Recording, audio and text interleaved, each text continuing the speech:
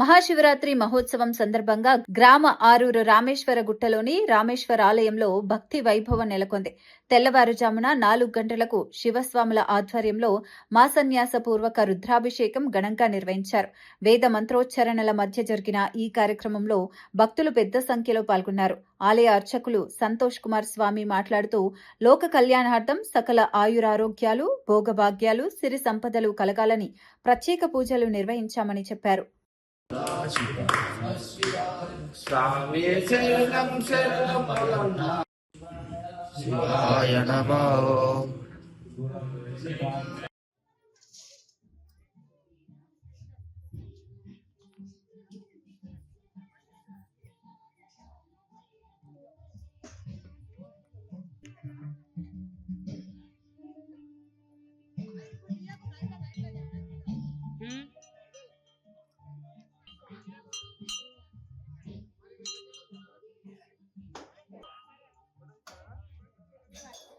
కొన్ని పల్లి అమ్మ ఒక